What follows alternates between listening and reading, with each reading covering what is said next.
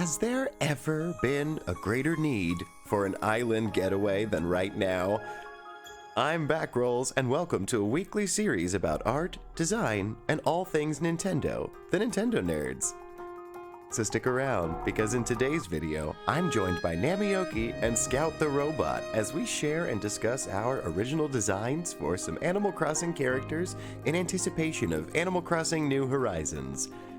So, Robin and Samantha, I'm so glad you both said yes to this idea. Thanks for joining me today to make some art. Yes, absolutely. I'm so excited to be back on here. Me too. Thanks for having us. Yes, exactly. Back on, but never together. This was a fun collaboration. We've never done anything like this before. So I reached out to both of our great previous former guests from the Nintendo Builders Corner if they would have any interest in joining me on a fun little project and designing our own Animal Crossing characters. Everyone's been doing all this amazing Animal Crossing art, and I've actually never designed a character of my own, so I just thought it would be a fun experiment, and I wanted to take some people along on the ride with me. So I'm so glad you both said yes. That's for sure. So why don't we just jump right into it? We in our very scientific process, we didn't have any particular order, but Robin, we chose you to go first. So why don't we talk about your creation? Now, you made it digitally, so why don't you talk a little bit about your process? Sure, absolutely. So I obviously love Animal Crossing and have never drawn any of the characters, and I thought I'd take a stab at it. So my process is actually fairly simple. I always started just like with a big circle and a little body, and then you just mix and match animals and clothing, and it turned out pretty well. So mine's a little capybara named Kavi, and I am obsessed with capybaras because they're friends with everyone, and I'm shocked that there isn't one in Animal Crossing because Exactly. I feel like it would be perfect. It's Yes. an animal that is friends with every animal. And I read recently that if there is like a litter of kittens that doesn't have a mom, they'll just put a capybara in with them and she'll adopt all of them. And I'm just like, I love that so much, and it's so wholesome and adorable, and I just thought it would be perfect. Oh yes, I think Kavi by far is our most wholesome of our creations. Your specific description, I'm going to read it right off of your Instagram. She's a capybara who enjoys long chats, active listening, and sending letters of encouragement to her friends. You haven't met yet, but she already loves you and wants you to succeed. I love It's that. true.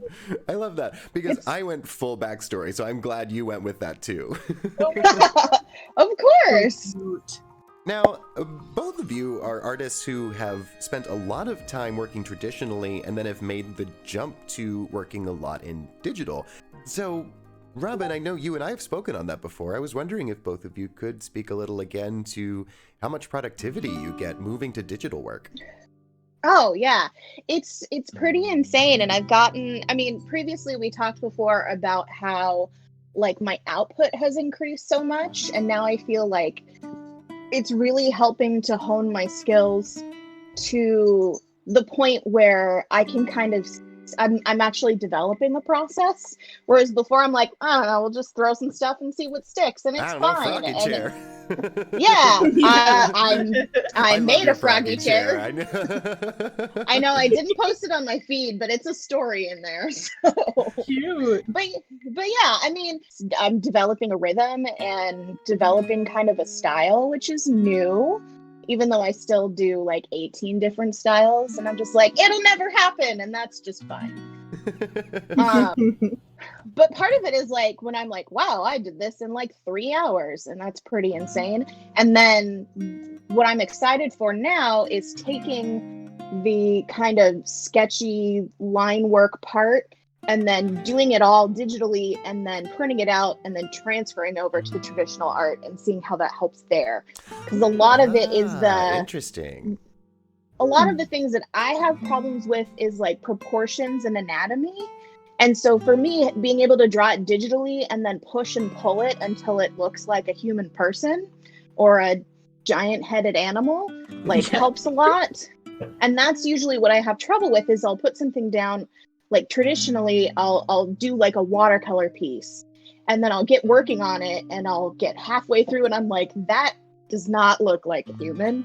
And it's too late. Like, you can't really tell until you're done. And so it's nice to be able to kind of work out all the kinks and make sure it looks nice, and then like transfer it and then sketch it and then do it traditionally. I'm very similar to you in that boat, that I pick at my sketch and I erase a lot and I redo a lot, and that part of digital art certainly appeals to me. I'm also a little worried that I would just never get a finished sketch because I would just keep redoing and redoing and redoing because it would just never feel perfect enough to me. Sometimes I feel like I just have to commit when I sketch, but that seems like a really interesting idea in terms of being, again, all feeding into output. The wonderful thing about being able to say what if and produce it so quickly is you get such a fast return back on investment of your time, and trying an experiment in art you can do so quickly. I think that's such a great and quick way to find your artistic style. Right. It's true. The one downside that I'm finding though is that sorry, my dog is trying to get me to throw something. Is that the downside is now I have about 50,000 projects that are kind of halfway done, because I start working on them and I'm like, this is great, and I'll come back to it whenever because it's just gonna be there for me. And then I get started on something else and then I do the same thing. So I'm able to finish projects, which is great, but I have about 3 times as many unfinished projects that I have to look at every time I open something I'm working on. So, I mean, in a way, it's a good thing and a bad thing. Well, what about you, Samantha? How do you feel about output versus too much output? You've been working digitally for quite a while now. Mm-hmm. Yeah, so I started digital art back in maybe 2010 or 11 or something. And I've been jumping between platforms like Photoshop or Paint Tool Sai or GIMP, or now I'm on a huge Procreate binge with my tablet or with my iPad, and God, I love Procreate. I cannot stress how amazing it is. It's like the perfect art platform, at least in my opinion. But I mean, a lot of people have moved over to it. But I mean, agree. when it comes to my process, I really just I kind of forgot how it was to be a traditional artist. So I'm one of those people, yes, I'm the living meme where I'll be drawing and then I try to undo the paper and then I'm I can't do this. I've done that. Yeah, it's crazy. It's a digital artist. Yeah, I'll do it. When I did a sketch traditionally, and I actually found myself trying to pinch and pull and rotate it. Exactly. With 2 fingers, and I'm like, it's not going anywhere. Right. And you bring up anatomy, and I was like, that's so relatable, because I my immediate sketch is always so bad, and I'm like, oh God, this all looks so terrible. I'm just gonna come back to it in 30 minutes and see what sticks with me. And then having Procreate or just having digital art in general, like a program to be able to alter it so well, it's so helpful. And I don't know what I would do if I was still doing traditional stuff. I think I probably would have gotten into watercolor stuff, but I mean, I cannot paint or watercolor for my life. And I just stuck with digital stuff. I know that it's fun and I really love, colored pencils and markers and stuff, but it just doesn't feel right to me anymore. So yeah, I mean, I guess I'm stuck like this. Hey, everyone's got their medium that speaks to them, and it's good to lean into that. And meanwhile, the reason why I haven't made that purchase, because it's a large purchase to commit to something like that, and I've done my shopping around, oh my God, what tablet do you get? What pencil do you get? There's so many different things that go into that. But for now, I'm just saying this is the first 2 years that I've really taken my art seriously, and I've really poured myself into it. So with that, I'm saying for now, I'm gonna commit to 2 paints. I think that learning the ins and outs of one medium will help me form better foundations as an artist. It's kind of like learning a language. Why would you go out and try to learn 6 or 7 of them at once? I feel like I'm just gonna commit to one, and with that, I'm hoping that will in theory, I'm hoping this will translate when I do decide to jump to other mediums, because it will. It will for sure. I know. I mean, from my experience, it has, and from other artists that I know, they have definitely like gotten into the groove of one thing and then they move to the other thing. Because if you try to overwhelm yourself, like you're just going to get disappointed and you're not going to want to do it anymore. Exactly. And I feel like that happens a lot. Yeah. Especially when you're starting off in any medium, it's so easy to get discouraged because Yes. you might get beginner's luck, but you're eventually going to hit some kind of really heavy roadblock where it's not behaving the way you want it to. Right. So with that, I do think, the conversation, it seems like we all sort of agree that it seems helpful to, in whatever medium you find really speaks to you at first, like give yourself the time and leisure to just invest yourself in that for a little while. Yes. Mm-hmm. I agree. Yeah, well, and when I started out with watercolors. When I started getting really back into art, I went in for watercoloring because I was doing a lot of traditional tattoo design. And I use liquid watercolor, which not a lot of people do unless they're doing tattoo stuff. So whenever I would hit a wall or, find myself in a rut with that, I would go online and I just watch a bunch of people doing videos over and over, and then I'd learn something new and go back to it. And that's super helpful. Yeah, for sure. Well, I guess I should talk a little bit about the one that I worked on. Yeah! in our very scientific order, I was next. I did really have a really good time with tube paints on this one, but it's because in lieu of all of the events, we hope you're staying safe and healthy out there, but we're spending more and more time indoors, and so I've had a lot more time to commit to my painting at my desk, and I've had some time to do a couple more practices before I leaned into this one, and I think it was a mostly successful attempt. I worked great. in. Oh, thank you. I appreciate it. Yeah, you got some really nice washes. Oh, thank you. Winston the Walrus was a idea that popped into my head because it's kind of like you said, Robin. I was starting to just think, a big head and a triangular body, and I started to switch out shapes. And I noticed there's a lot of archetypes in Animal Crossing that you can fit into like one really. There's a lot of squirrels, and there's a whole lot of dogs, and I'm someone who's jumping into Animal Crossing for the first time, so I don't have a lot of special affinity toward any of the characters where I'm like, oh, I want to make one kind of like this. I was just thinking to myself, where's the walrus? And when I found him, I was not that pleased. Samantha, you're not a fan of the walrus either. We chatted about this. The fishing. That guy. Yeah, isn't he also like he's like a guy in pajamas too? Yeah, he's in pajamas. Yep. It's like, who is this character? Where is his sense of respect for himself? Why is he in pajamas all the time? Time for a glow up, and you did it. I literally was like, I'm going to do the opposite. I'm going to do like a refined walrus. I love it. So I made my backstory for him is that he was a retired banker, and he's moved to the island life to sell you his fishy wares. And when my partner looked over my shoulder, he looked, oh, those kind of look like Swedish fish. And I was like, you know what? I like that even better. He's a vegetarian walrus. Oh, cute. That's he's even selling you better. candy. Yeah. Man, you guys gave your characters depth. This is crazy. I'm gonna be on the spot for mine. Oh no. So, Samantha, I thought that a really great segue, not necessarily to put pressure on your character's backstory, but the backstory that led you to your creation was really fun. When we talked about making an Animal Crossing character, you had a knee-jerk reaction right away to what you wanted to create, and that was because you felt your inspiration from another artist, correct? Yes, yeah. I'm also the shark girl. Like everyone knows the horse girl. I'm the shark girl. I love Nice. sharks, and I love thresher sharks the most. So, one of my favorite artists goes by Astral Requin, and he does a bunch of Animal Crossing designs like as sharks, and that came out a while ago, and I remember finding it and just being obsessed. And then I did like some fan art of it back in, I don't know, it was back last year, and I have it on my Instagram, but it's been in the back of my mind. So like when you wanted me to create a character, I was like, yes, now's my time to make a thresher shark. I'm so excited.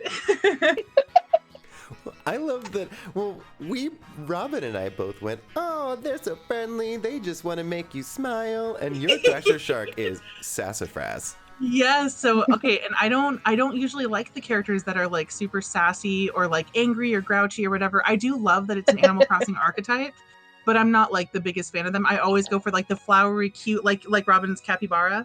I would immediately latch on to something like that. So I was like, let me draw my favorite animal, but give it the personality that I don't like. So I gave it like the sassy, grouchy one. So yeah, and then I put him in a cute little like Hawaiian shirt just for fun. Oh, I love that so much. Thank you. So that was that was pretty much my inspiration. I was like, let's just do something totally out of the left field and just make a mean boy. I really didn't expect a mean. I didn't think any of us would make a mean boy, and I love that he's a mean boy. Oh, I'm so glad. Yay. Well, that's totally going to be your island. It's going to be an island full of creatures that love and support you, and one shark who's just like, ew, don't touch me. I don't like hugs. Yes, and that'll be my best friend. I just want you to love me, accept my gifts. Yes, exactly. Latch onto it forever. So I guess I could just say this is Thrasher, and I mean sassy boy. Probably tsundere, like the anime archetype, like where he wants your attention, but he acts like he doesn't want it. And he, you know what? Just to throw in the extra anime, let's just say he loves Hawaiian shirts, even though it's like super bright and colorful and silly. You'd never expect it, just for the anime aspect. I love it. And you have a really exciting tattoo coming as well. You were just sharing that on Instagram right before we were set to record. I am obsessed. So I commissioned this artist that I was talking about, Astral Requin, and I didn't know that he was open for commissions, so I messaged him, and he was totally open for it. And I was like, before I die, I need you to draw me something, and I will pay whatever you're charging. Like, I mean, I didn't, I wasn't obviously that upfront, but I was like, if you're open for commissions, could you draw my four favorite? You didn't want to lay that out that fast. Yeah, no. Yeah, all the money in the world. No, in the moment, I was like, I don't want to be that like crazy fan that I've been approached by. Like, I've had some fans that have approached me that way, and I'm like, but I mean, so I was able to keep it cool. And I was like, so here are my four favorite sharks, and if you could do like a background and stuff, like how much would that, like, how do you feel about that? And he's like, great, I'll get to work on a sketch. And I was like, oh, okay. So he did it, and he sent it to me, and I was like, I am in love and obsessed, and I am definitely getting this. I don't know where, but I'm definitely going to get it tattooed. It's so cute. I'm looking at it right now. Oh, it's so cute. I love I love cute flowery stars, and like it's going to be purples and pinks and blues. Yes. And like all over his Instagram. He's a really important artist in my eyes because he raises awareness for like sharks and their habitats and saving them and all that stuff. So I latched onto that too and was like, this is everything that I need. So I'm going to support the heck out of this artist. And I also bought like 6 prints out of his Redbubble like the same day, and I was like, not to alarm you, but that was me. So yeah. I was just very excited.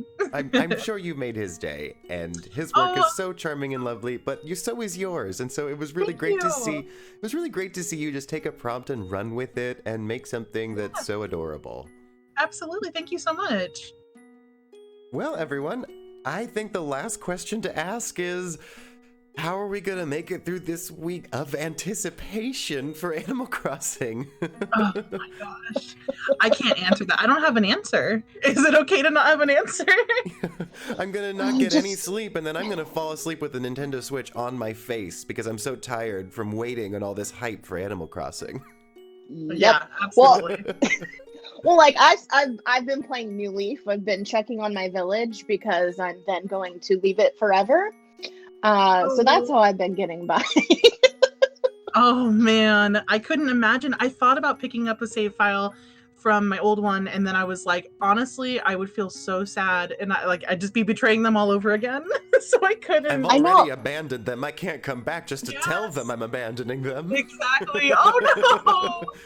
Well, the first time you come back after a while, because so Animal Crossing is like it's this weird like meditation for me. And when we were getting ready for our wedding, I was super stressed out. And so every night I would just play Animal Crossing. And then like during the day, if I felt stressed out, I'd like play the soundtrack. And it was this weird Zen thing for me. So I haven't played it since like June of last year, and I picked it up.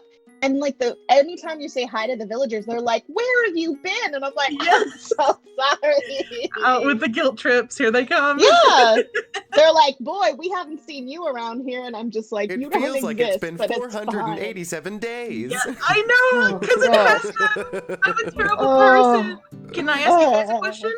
Absolutely. So, who is your favorite villager of all time? And NPCs don't count. Oh man, that's hard. Well, for Okay, me, so yeah, go ahead, yeah. Robin.